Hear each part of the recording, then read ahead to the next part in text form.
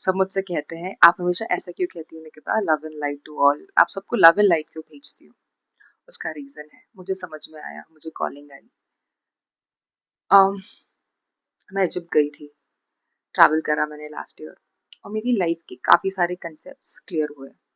और धीरे धीरे मुझे समझ में आया कि मैं मॉडर्न नहीं, मैं काफी एंशंट इंसान हूँ अंदर से, क्योंकि मैं इनर वर्ल्ड को काफी अच्छे से समझती हूँ और समझने लग गई हूँ। लेट्स से ओके, इसे ऐसे समझते हैं कि परमात्मा जो है उनका कोई आकार नहीं है, वो निराकार है, वो एक रोशनी है, और वो पूरी दुनिया में अपने प्रकाश से, अपनी एनर्जी से पूरा वर्क कर रहे हैं।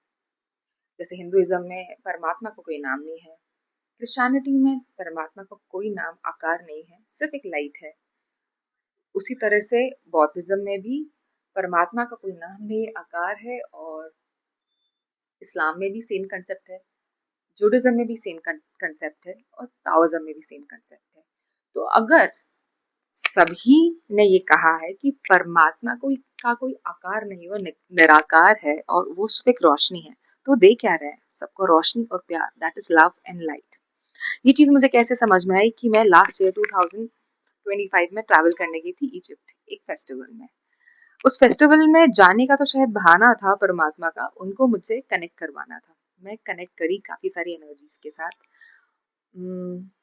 मैं सबसे पहले कनेक्ट करी थी वन ऑफ माय शैमानिक प्रैक्टिसेस में, सेकमेत के साथ। पता मुझे चला इजिप्ट में जाके कि सेकमेत है कौन। जैसे हमारी देवियां हैं, गॉडेसेस है, सेकमेत भी एक गॉडेस है।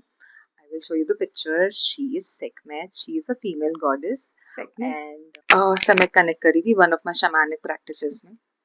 तब मुझे इतना डिटेल में नहीं पता था फ्रैंकली, लेकिन डिवाइन इंटरवेंशन हुआ, मैंने इजिप्ट जाना हुआ, मैंने ट्रैवल करा, और मैं वहाँ देवी से कनेक्ट हुई। एंड जो आइडल मेरे पास है, it is the only single piece in the world. ये जनरेशन एंड जनरेशन पुराना है, ये आपको कहीं नहीं मिलता है, आपको जाके ही परचेस करना होता है, बाय करना होता है, बिकॉज इसकी एनर्जी बहुत ज़्यादा स्ट्रांग होती है।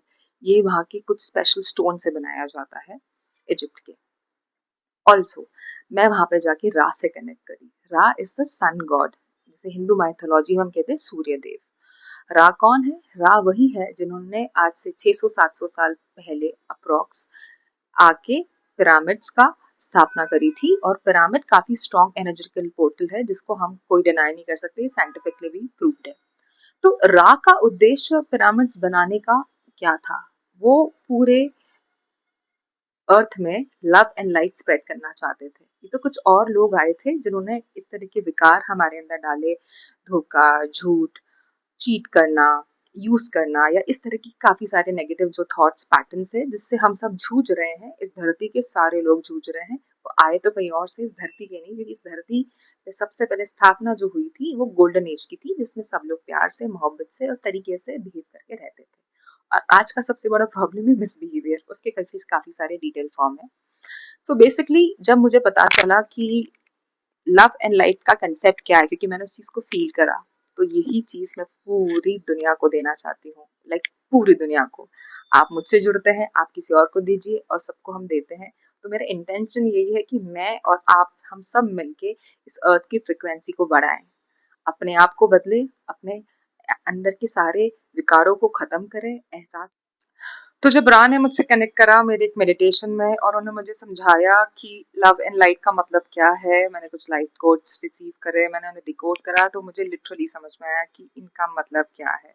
एंड बिलीव मी, जब से मैंने लाइट कोड्स को फॉलो करा है, मैंने कॉलिंग्स को फॉलो करा है, मेरी लाइफ ट्रिमेंडसली चेंज हुई है, ट्रिमेंडसली चेंज हुई है। हेल्थ, वेल्थ, फिटनेस, फाइनेंस, जिस सेक्टर को आप बोलिए, आई मीन मेरे पास भंडार है पीस का, विच आई हैव accumulated ये सारा वर्क करके। तो मेरा इंटेंशन यही है कि जिस तरह से मैंने अपनी लाइफ को ट्रांसफॉर्म करा है, मैंने अपनी काफ़ी सारी क्लाइंट्स की लाइफ को ट्रांसफॉर्म करा है, और इसी उद्देश्य के साथ मैं इस, जो भी इंसान मुझसे जुड़ता है, मुझसे कनेक्ट करता है, मैं उनकी लाइफ में ये लव एंड लाइट देना चाहती हूँ, ताकि वो जिनसे मिले इसको पास ऑन करें। जिस तरह से एक डिसीज पास ऑन होता है, एक दूसरे में फैल जाता है और लोग परेशान होते हैं, तो मेरा उद्देश्य इतना अच्छा करो, इतना प्यार और इतनी रोशनी बांटो कि लोगों के अंदर इतनी गुडनेस आ जाए कि उनकी नेगेटिविटी अपने आप धीरे धीरे फ्लैश आउट होते जाए। जब ऐसा होगा तो आपकी फ्रिक्वेंसी बढ़ेगी, आपकी फ्रिक्वेंसी बढ़ेगी क्योंकि आप लिविंग बीइंग हो, तो इस प्लैनेट की, मदर अर्थ की फ्रिक्वेंसी बढ़ेगी। और जब मदर अर्थ की फ्रिक्वेंसी बढ़ेगी, जब मदर अर्थ की फ्रिक्वेंसी बढ़ेगी, तो हम सबकी लाइफ काफी पॉजिटिव मैनर में चेंज होने वाली है। एंड यू नेवर नो, हम बहुत जल्दी गोल्डन एज में चले जाए। तो इंटेंशन तो यही है, अपने आप पे वर्क करो और अपनी फ्रिक्वेंसी को हाई करो। और मदर अर्थ को इससे अच्छा थैंक यू बोलने का तरीका क्या है कि उनके बच्चे बेस्ट परफॉर्म कर रहे हैं। So yes, love and light to you all. Namaste, Nikita. Take care. Bye bye.